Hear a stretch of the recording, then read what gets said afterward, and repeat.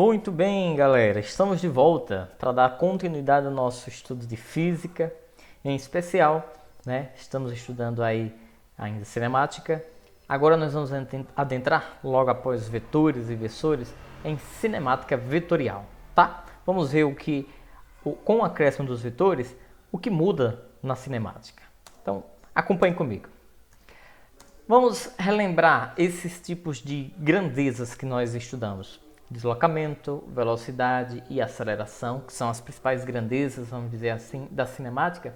Elas são grandezas agora vetoriais, né? São grandezas que, para perfeitamente ficarem definidas, além da sua intensidade, ou módulo, ou valor absoluto, e da sua unidade física, precisa-se de uma direção e de um sentido, tá? Ou seja, a orientação é importantíssima para o vetor e, consequentemente, para a cinemática vetorial, para calcular os movimentos, né, a velocidade, a aceleração em si, tá bom? Então, relembrando, grandezas físicas vetoriais, para ficar perfeitamente definida, são aquelas que necessitam da direção e do sentido. Óbvio, além da unidade física e do módulo ou intensidade, tá bom? Muito bem, então vamos falar um pouco sobre o deslocamento vetorial. O desenho com essa seta em cima que vocês conhecem, tá? Deslocamento vetorial é nada mais nada menos a real distância que se encontra, né, verticalmente dois pontos. Como a gente consegue mensurar um vetor por uma reta, então qualquer que seja a nossa trajetória nos nossos movimentos, a gente vai ver que tem trajetórias maiores, menores, ou no máximo será igual ao nosso deslocamento. Nunca vai ser menor. Nunca nós vamos ter uma variação de espaço menor que o deslocamento vetorial. Então vamos entender como que isso funciona. Imagine esse nosso gráfico, na verdade essa planta baixa de uma cidade, e ele vai pedir o seguinte. Está aqui o ponto A, localizado na Rua Presidente Mascarenhas. Está aqui o ponto B, localizado na Avenida Coronel Estevão. Se a gente de fato quiséssemos calcular o deslocamento vetorial de A para B, primeiro ia perceber que para alguém se deslocar de A para B, alguém ia ter que variar seu espaço na Rua Presidente Mascarenhas e em seguida, né, pegar a Coronel Estevão para chegar ao ponto B. Mas na real, a distância que separa A e de B é uma distância reta. Lembra da premissa básica da geometria plana? A menor distância entre dois pontos é sempre uma reta. Portanto, esse deslocamento, né, era a menor distância existente entre esses pontos A e B. Tá? Se houvesse a possibilidade de ir por cima, né, como um drone, como um helicóptero, jato, aviões, alguma coisa do tipo. Tá bom? Esses veículos, sim, eles conseguem ter deslocamentos vetoriais. Por isso que eles ganham tempo, ou seja, têm menores distâncias a percorrer, portanto, conseguem ganhar, vamos dizer assim, tempo nas suas viagens, tá? Então, vamos falar agora da velocidade vetorial média. A velocidade vetorial média, eu preciso analisar que ela vai depender com certeza do deslocamento vetorial, tá? Então, velocidade vetorial média é nada mais nada menos do que o quociente da divisão entre aquela menor distância entre A e B numa fração de tempo. Ok? Então, como que eu posso calcular, como que eu posso relacionar, né, o módulo dessa velocidade vetorial, né, com o valor absoluto de uma velocidade escalar média? Vamos ver como que se dá. Imagine, para um móvel, né, uma partícula sair de A para B, ela pode variar sua posição, né, fazendo o percurso curvo dessa trajetória. Mas sabemos que o deslocamento é uma distância reta vetorial entre A e B. Então esse deslocamento obviamente é menor, né, do que essa curva. Então está aqui as nossas observações. Absolutamente, quando a gente diz isso, entre, né, barras em módulo, o deslocamento é menor do que o percurso ΔS, do que essa variação de espaço. O que isso implica dizer? Que a velocidade vetorial se torna menor do que a velocidade escalar média para esse tipo de percursos, tá? Agora, quando nós tivermos uma realidade tal qual esta, a distância de A a B, o deslocamento de A a B, ele coincide com a variação de espaço. Por quê? Porque não há curvatura nessa trajetória, ou seja, não há angulação entre o ΔS e o deslocamento. Isso implica dizer que todo deslocamento vetorial vai coincidir com essa variação de espaço. Então é hora da gente começar a separar essas coisas. Não posso mais a partir de hoje dizer que deslocamento é o mesmo que variação de espaço do que ΔS, tá bom? Então, se o deslocamento coincidir com o ΔS, isso implica dizer que a velocidade vetorial média também vai coincidir com a velocidade escalar média. Tranquilo? Vamos em frente. E quanto à velocidade vetorial instantânea? Vamos lembrar do que é uma velocidade instantânea primeiro? A velocidade instantânea é aquela velocidade no qual eu consigo, né, no menor espaço de tempo, dizer o quanto que se variou o espaço, né, na menor fração de tempo. Por isso daí, naquele instante. Eu sempre usei esse exemplo como a captura, né, da imagem quando alguém vai passar com seu veículo em frente a um radar, em frente a uma lombada eletrônica. A pessoa automaticamente olha para o velocímetro. Quando ela faz isso, ela captura o valor, registra o número do qual a velocidade está sendo percorrida naquele momento, naquele instante. Ali era a velocidade instantânea. Agora, a velocidade vetorial instantânea é exatamente aquele ponto no qual a velocidade, né, vai tangenciar a trajetória naquele instante. Tá? Vocês vão ver que isso é muito peculiar para gráficos. Tá? O que eu analisar de cada gráfico, né, é peculiar de cada ponto. Então, instantaneamente, eu teria. Está aqui o sentido do movimento, essa curva. Está aqui, né, que é a trajetória. Está aqui essa linha pontilhada, que seria a reta tangente ao ponto P. Portanto, a velocidade vetorial sempre vai ser uma reta tangente a um ponto na trajetória. Tá? Se temos essas características, é importante se dizer, né, qual a sua direção, qual o sentido, né, e sua intensidade. A direção sempre vai ser a mesma da reta tangente. A reta tangente é essa perpendicular, essa pontilhada, né, que toca na trajetória em um só ponto, daí o nome tangente, né, tange em um só ponto. Tá? O sentido vai ser o mesmo do movimento. Tá? Essa velocidade vetorial não vai ter um sentido oposto ao movimento, óbvio. Seria exatamente aquele momento que, por exemplo, o garoto está brincando com o ioiô. Se em algum momento aquele ioiô, né, rompeu o cordão, ou ele soltar a sua mão, para onde o ioiô vai? Bom, depende, né? Em qualquer ponto que ele parar, ele vai seguir em linha reta. Isso é o sentido do movimento, tá bom? E o módulo, a intensidade, vai ser exatamente igual ao da velocidade escalar naquele instante, tá bom? Se for 20 metros por segundo, a velocidade vetorial vai ser 20 metros por segundo. Porque na hora que a velocidade vetorial vence seguindo a reta tangente, né, ela vai perder a aceleração centrípeta, que é aquela que faz ele ser voltado para o centro. Já já vocês vão entender melhor o que é isso. Vamos em frente. Então tá aqui, velocidade vetorial vai coincidir com a velocidade escalar, tá? E o que é a aceleração vetorial média? Nosso último tópico, nosso último conceito, né, de cinemática vetorial, é nada mais nada menos do que, para cada ponto, nós temos uma posição, um tempo a ser considerado e uma velocidade vetorial. Em um outro ponto a ser analisado, o móvel já tem uma outra velocidade vetorial, porque se mudou de direção, muda de velocidade, tá? Vocês vão já entender isso num quadro. Eu tenho uma nova posição e eu tenho um outro ponto. Se variou o espaço, se variou o deslocamento, consequentemente variou a velocidade, e isso vai variar em um certo tempo, óbvio. E eu terei uma aceleração vetorial média também considerada. Portanto, se fôssemos fazer isso em relação a esses dois pontos, repetindo o vetor V2 aqui, se eu pegar V1 e multiplicar por menos 1, ou seja, se eu inverter o sentido desse vetor, coloco utilizando o método do polígono, ou seja, depois de um vetor vem logo o seguinte, eu vejo que a diferença, né, o encontro entre a origem e o destino desses dois vetores vai ser essa variação de velocidade, tá bom? Essa variação de velocidade, quando dividirmos pela variação de tempo, é a nossa aceleração vetorial média, tá? Eu só tenho uma aceleração vetorial média, lembrando que aqui falta uma setazinha, tá? Deixa eu ver se eu pego aqui minha caneta e coloco. Aqui falta uma setazinha. Opa, ficou meio feia, mas tudo bem. Essa aceleração média, né, vetorial média, é nada mais nada menos do que a variação vetorial, né, da velocidade vetorial dividido pela variação de tempo. Tá? Vamos em frente. Vamos, né, falar agora da aceleração vetorial instantânea. Mais uma vez, a aceleração vetorial instantânea é exatamente para aquele ponto em questão que está sendo analisado. Aqui, em especial, nós temos duas situações a serem analisadas. Deixa eu colocar, então, todas.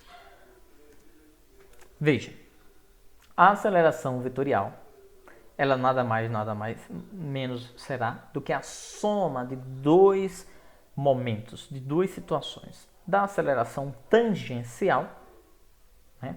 Lembra da aceleração tangencial? Que está voltada exatamente para a velocidade. Aceleração tangencial está de acordo com a velocidade tangencial. Então veja, está aqui a velocidade vetorial, então a aceleração tangencial ela vai ter sempre a mesma direção dessa velocidade. Ela pode ter o sentido oposto, ó, no movimento retardado, mas ela terá sempre a mesma direção, tá? E a aceleração centrípeta. A palavra centrípeta quer dizer voltada ao centro. Então, tudo que faz com que o movimento tenha esse sentido, a partícula desenvolva essa trajetória. Por exemplo, a Lua girando em torno da Terra, existe uma aceleração centrípeta que orienta sempre a Lua ficar presa ao centro da Terra. A isso dá-se o nome de gravidade, aceleração centrípeta, né? Ou aceleração da gravidade, fazendo com que a Lua não se esvai, né? Não sei nem se eu posso usar essa palavra, né? Ela não saia vagando pelo espaço, como que propôs Edwin Hubble, né? Ela está presa a um movimento circular. Tá? Mais para frente a gente vai voltar a retornar a isso. Então a aceleração tangencial sempre vai ser o módulo da aceleração. Já a aceleração centrípeta depende de duas considerações importantes. É importante anotar isso. A velocidade ao quadrado e o raio. Tá? Se aqui eu tenho um raio de uma curva muito acentuada, né? Ou seja, um raio muito grande, imagine uma curva bem fácil de se fazer. Então, quanto maior o raio, menor a aceleração para se manter uma dada velocidade, tá? Agora, se eu tiver uma curva muito fechada, então se eu tiver um raio muito pequeno, eu preciso ter uma aceleração menor ainda, né? Perdão, eu preciso ter uma velocidade menor ainda para manter uma certa aceleração. Do contrário, eu poderia, vamos dizer assim, cair, né? Em virtude dessa aceleração centrípeta, tá? Então, lembre, aceleração centrípeta é velocidade ao quadrado dividido pelo raio, tá bom? Então, olha o que seria a nossa aceleração vetorial instantânea. Seria exatamente a composição desses dois vetores, tá? Aceleração centrípeta sempre voltada para o centro, ó. Aceleração centrípeta sempre voltada para o centro. No movimento acelerado, a aceleração tangencial está a favor do movimento. No retardado, a aceleração tangencial está contrária ao movimento, tá? Então, a composição desses dois vetores reúne essa hipotenusa. Ou seja, essa composição de movimentos, a gente vai falar isso mais para frente, é a nossa aceleração, tá bom? Tá aqui ela também, ó, nossa aceleração instantânea. E como que a gente pode calcular ela? Tá aqui, aceleração instantânea ao quadrado, já que ela é uma hipotenusa, é igual a aceleração tangencial ao quadrado, mais a aceleração centrípeta ao quadrado. Tudo bem? Vamos avançar. Tá aqui nosso resumo em relação a essa velocidade instantânea que a gente falava, né? Vetorialmente, é apenas uma soma, é a junção dos dois vetores, né? A gente sabe disso. Agora, matematicamente, em módulo, eu preciso usar Pitágoras para encontrar esse valor. Então, os conceitos. A aceleração tangencial indica a variação do volume do vetor velocidade, já que a aceleração está atrelado à alteração de velocidade, né? E isso só existe para movimentos que são acelerados ou retardados. Movimentos uniformes não têm aceleração tangencial. Ora, não tem nem aceleração? Tá? Isso é verdade. Então, a aceleração tangencial é nada mais nada menos do que a própria aceleração. Enquanto que a aceleração centrípeta é algo que altera a direção do movimento. Se ele não alterar, sai pela tangente, não é assim? Ele tem que alterar, ele tem que existir, estar presente em todos os pontos. Do contrário, não vai surgir o movimento circular uniforme. Tá? Só dando um spoiler lá do assunto mais na frente de dinâmica. Isso é o papel da força. O papel da força é de acelerar, de parar, de retardar ou de mudar a direção de um movimento. Tá bom? E isso só acontece em trajetórias curvas. Ela é denominada também, além de aceleração centrípeta, de aceleração normal ou radial. E ela é calculada assim, mais uma vez, velocidade ao quadrado sobre o raio. Alguém deve estar se perguntando, eu já vi falar numa outra aceleração, centrífuga, né? A centrífuga é aquela que faz a gente sair da curva, também chamada de tangencial, tá bom? Muito bem. Pronto, essa é a classificação que eu queria mostrar para vocês, tá? No próximo encontro nosso a gente vai se deter melhor, em especial quando a gente vê MCU, ou seja, movimento circular uniforme, tá bom? Então, só para você entender, se o tipo de movimento for uniforme, a aceleração, né, centrípeta é zero, né? Não tem nada voltado para o centro. Então, essa velocidade, né, tem sempre módulo de direção em sentidos constantes. A aceleração tangencial também é zero, né? Porque a aceleração tangencial só existe se tiver, né, movimentos acelerados ou retardados.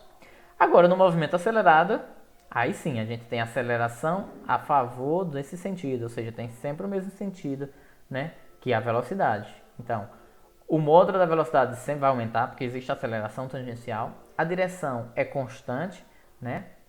Tem sempre o mesmo sentido. Então, o sentido também é constante. E essa aceleração, por ser constante, é positiva, tá? Se o movimento for retardado, a gente sabe que agora a aceleração tangencial é contrária à velocidade vetorial. Então, tem sentidos opostos. Então, isso vai acontecer o quê? O módulo da velocidade vai diminuir com o tempo, mas o sentido e a direção serão constantes. Então, essa aceleração tangencial é constante, só que menor que zero.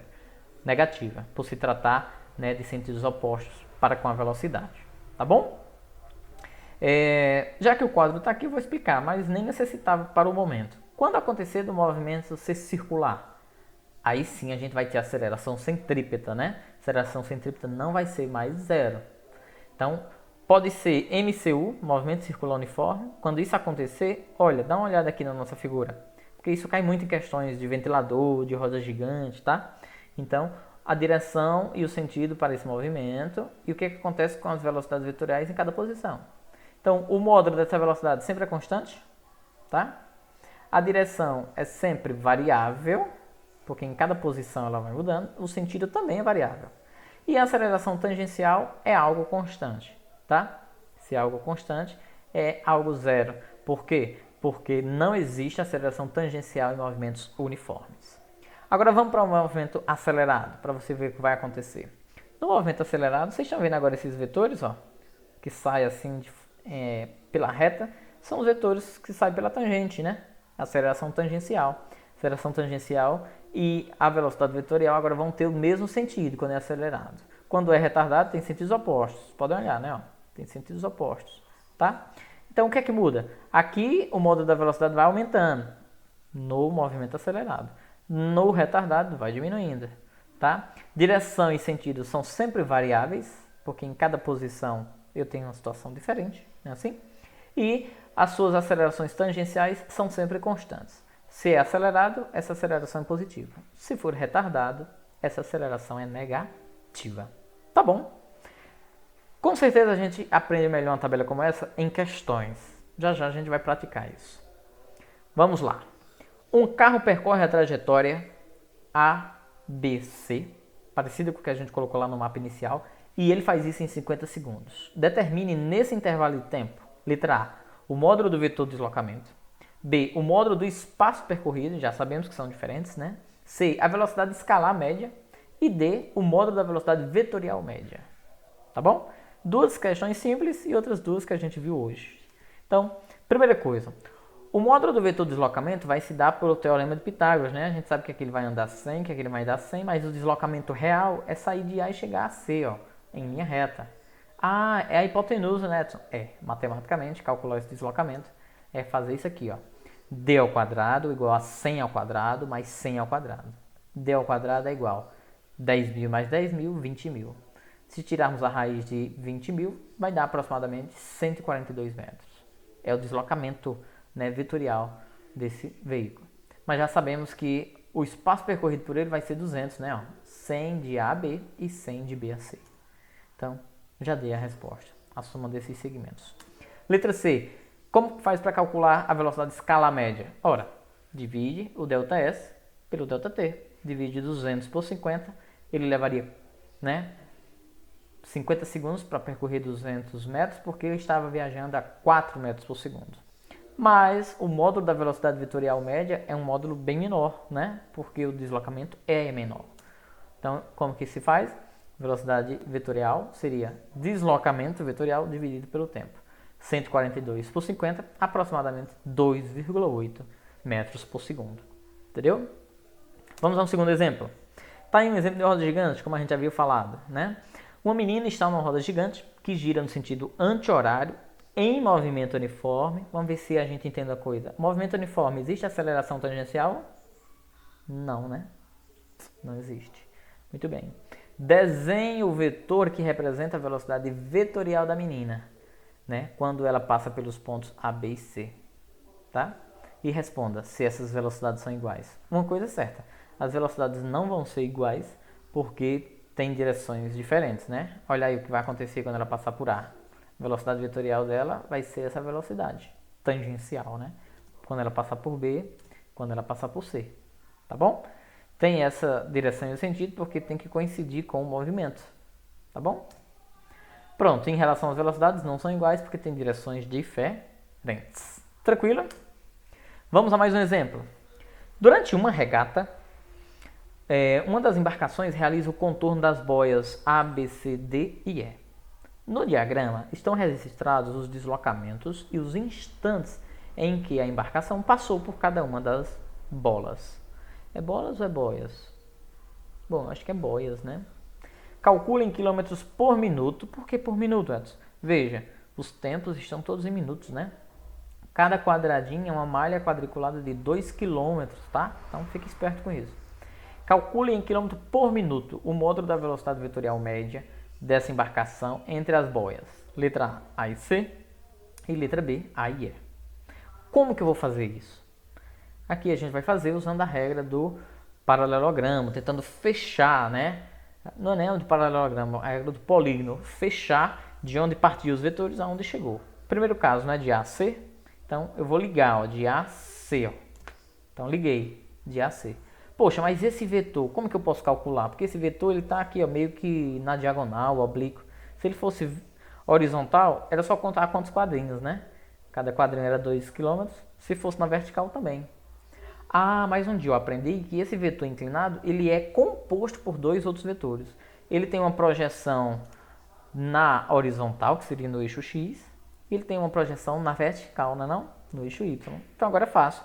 É só contar quantos quadrinhos tem aqui e multiplicar por 2, quantos quadrinhos tem aqui e multiplicar por 2, e finalmente descobrir esse deslocamento usando Pitágoras, porque ele é, ó, a hipotenusa, né, desses dois catetos. Não é fácil? E de A para E, vamos ver como é que isso faz? Deixa eu colocar então os valores, né? Aqui dá 8 quadradinhos vezes 2, 16 km. Aqui dá 9 quadradinhos vezes 2, 18 km, tá bom?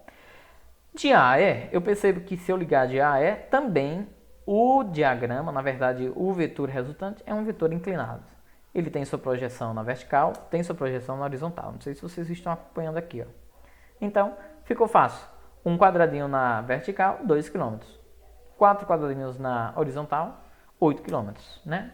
Vou reproduzir essas figuras separando. Vou colocar aqui a vermelha e vou colocar aqui ao lado direito a azul, tá? Então, tá aqui, ó, 16, 18. Vou colocar o azul agora desse lado. 2 e 8. Pronto. Calcula a hipotenusa daqui, calcula a hipotenusa daqui. E a gente, depois, utilizando os tempos, sabe resolver a velocidade vetorial, né? Então, vamos lá. Usando Pitágoras, d ao quadrado igual a 18 ao quadrado, mais 16 ao quadrado. 324 mais 256, isso dá 580. Extraindo a raiz quadrada de 580, aproximadamente 24,1 km. Tá certo? Velocidade vetorial é dividir esse deslocamento, 24,1, pelo tempo. Para ele ter saído de A para B dá 10 minutos, de B para C dá mais 10. Então, divido por 20. Esse número dividido por 20 vai dar 1,2 km por minuto. Tá bom? Na segunda situação, d ao quadrado é igual a 2 ao quadrado mais 8 ao quadrado. 4 mais 64, 68. Raiz quadrada de 68, aproximadamente 8,25 km. Então, velocidade vetorial média é o deslocamento vetorial pelo tempo. Deslocamento 8,25 dividido pelo tempo. Aqui ele vai demorar mais, né? Porque olha o percurso todo que ele vai fazer. 10 mais 10, 20, mais 10, 30, mais 10, 40. Então, ao todo foi 40 minutos, né? Então, a velocidade vetorial 0,8,25, dividido por 40, 0,21 km por minuto. Essa seria a nossa resposta. Eu espero ter ajudado, ter contribuído. Muito obrigado pela sua paciência, sua audiência. Não para por aqui. Existem inúmeras outras situações que você possa estar praticando e vendo, né, testando seu conhecimento sobre cinemática vetorial. Muito obrigado e até a próxima.